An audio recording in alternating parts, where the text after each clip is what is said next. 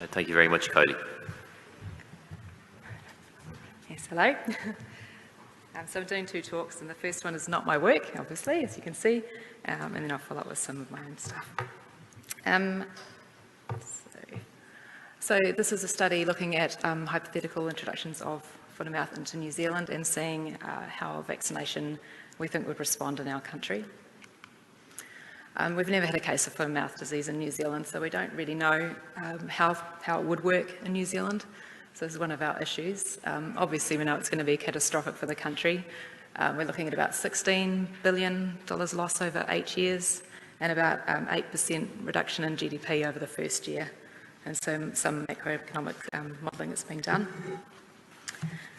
Because of all the issues, obviously, that have been highlighted over the previous talks, we've moved to considering vaccination in our new policies. So we've always previously been looking at stamping out in a response, and now we're starting to address these issues of vaccination as an adjunct tool.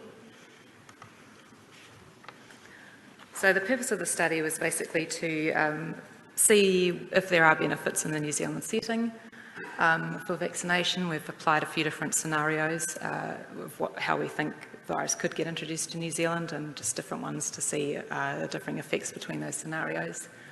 We want to understand the key factors that affect effectiveness of vaccination in the New Zealand context, and then coming up with a practical vaccination strategy based on our resources, if we can do that. And also to identify future areas of study to assist in vaccine decision making. So the study design involved 3 different scenarios in New Zealand in fairly animal-dense areas. They involved introductions of, the top one was two separate introductions at the same time into a pig and cattle-dense area. The next one down in Taranaki was a cattle-dense area with just one single introduction. And then the Christchurch one down the bottom represents a delayed detection in sheep, so leaving it to about 28 days post-infection to detecting that. So just some different scenarios to see how they respond. So our output indicators are similar to what Catherine was just talking about: infected premises numbers, duration of outbreak in days, and the area of the size of the area under control.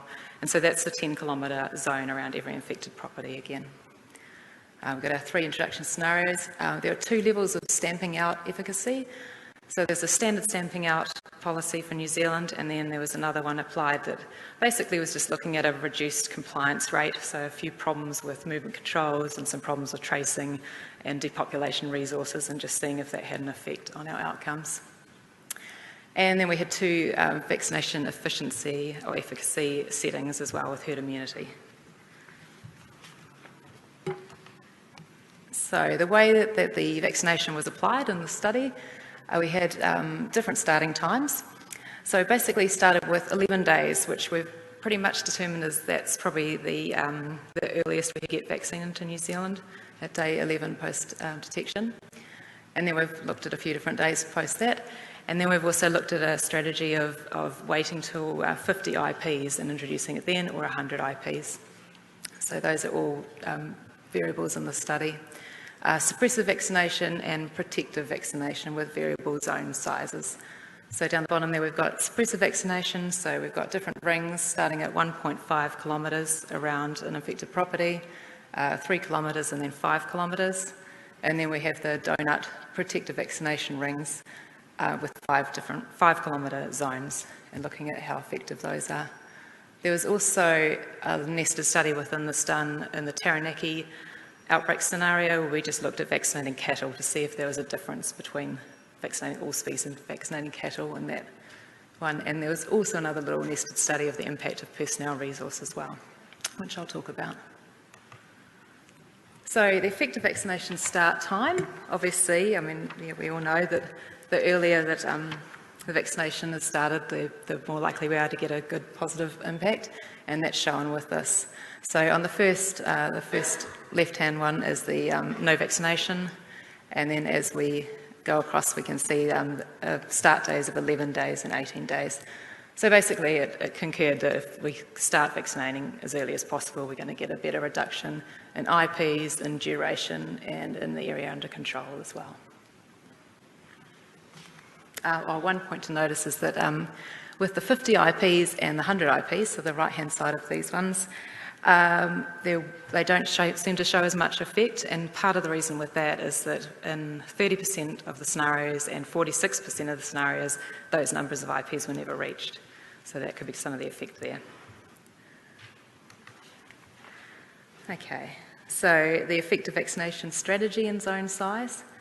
So basically here we're looking at the size of those rings and whether they were suppressive vaccination or protective vaccination.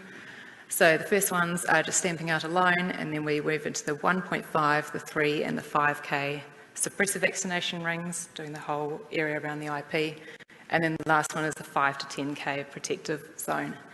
So what we've found here is that obviously the more you vaccinate, the lower the epidemic is as well.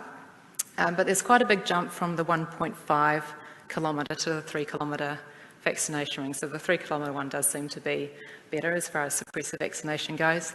And then there's not so much difference between the 3 and the 5. So that looked like our best sort of option, going between 3 and 5 kilometres in suppressive vaccination. If we get into the protective vaccination ring around the outside, that had a better effect. But as you can see here, that's the one on the far right, that's how many extra doses of vaccine you needed. So the balance between the effectiveness and just how much more resource was required shows that the 3 to 5 kilometre zones are going to be better for us. It's about 5 times higher than the 3 kilometre zone in no vaccine. Then we did a little nested study here that looked at the effects of personnel resources and how many farms we could actually vaccinate and how that would affect how the vaccination strategy was working. So this just applies to one of the scenarios within the study, and for that particular scenario it showed that as long as you managed to vaccinate 200 farms a day, you were okay. And obviously you can see there that until you got to 200 farms a day, you really weren't getting anything under control. Once you got to 200, you didn't really need to vaccinate anymore. So we felt that that was quite doable as far as getting the vaccination teams out and doing 200 farms in that infected area within a day. So that was encouraging. But of course, this depends on the outbreak. So basically the key findings were that obviously the vaccination did reduce the size of outbreaks, it reduced the duration, it reduced slightly the area under control, not so much for that. But it prevented runaway epidemics, so it actually really reduced the number of epidemics in these simulations that reached either the 6 months or the 3-month point and kept going. So a lot of those were really suppressed. So it was very useful for those, and it was very useful for large outbreaks as well.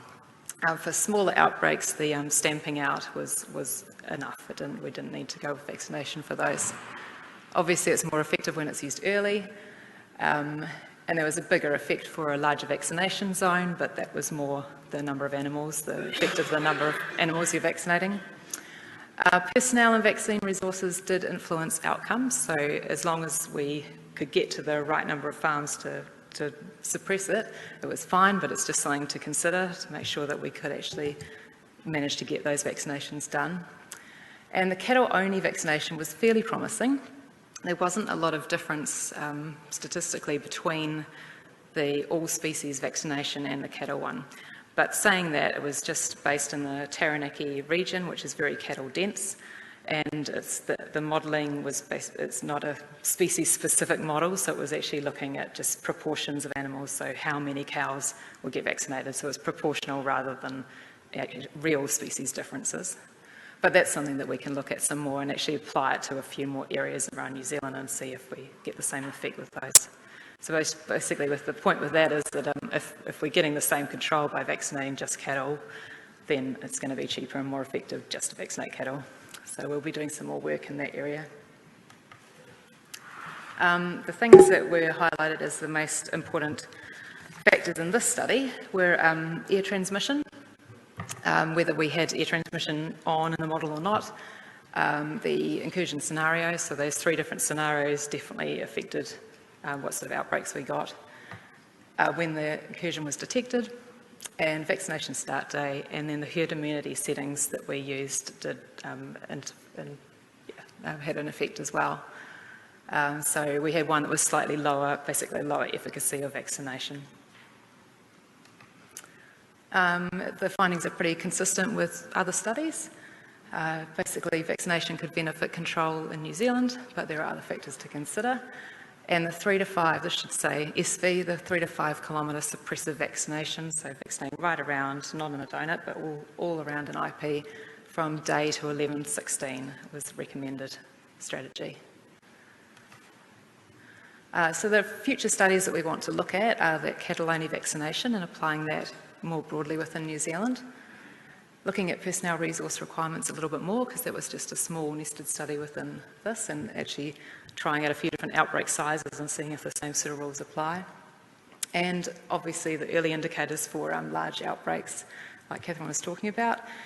This basically, it's only going to work effectively on large outbreaks. We don't need to use it if it's a small outbreak, when we can use stamping out. So knowing ahead of time that this is an outbreak we want to consider it for is really important.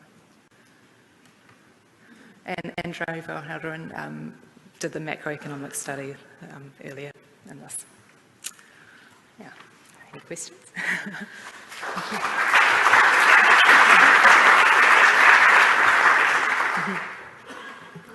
Thank you very much, Kylie. We have time for a question or two. Yes, sir. There's a question at the back there. Yeah.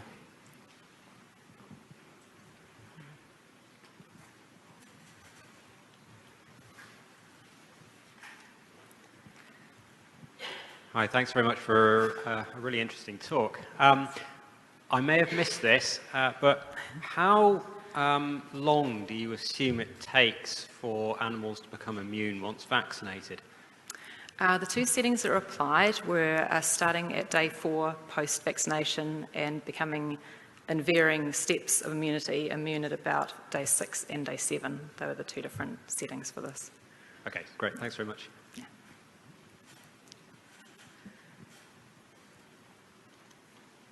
Yes, Yanko has a question there.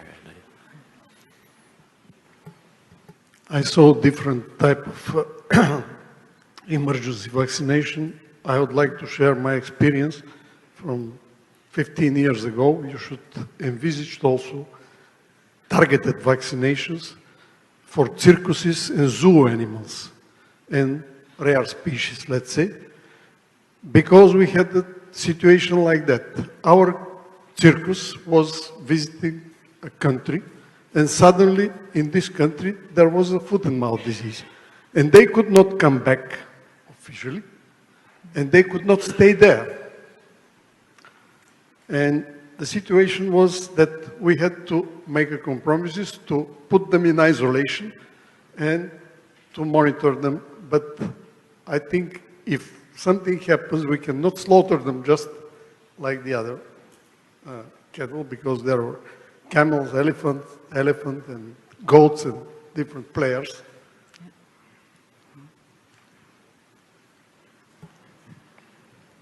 Okay, thank you. If there's no other questions, then perhaps Kylie might like to continue with your. Oh, sorry, was there? I'm sorry, Karen. Thank you. Thank you for your talk. I was just wondering, you said to vaccinate 200 farms per day would be doable. Mm-hmm. We were thinking about vaccination teams of 2 people and vaccinating 5 farms a day each. How many farms a day? 10. 10. I'll just add that up better. 10 farms a day with 2 people. Yeah, just sending out vaccination teams, yeah. Okay, thank you.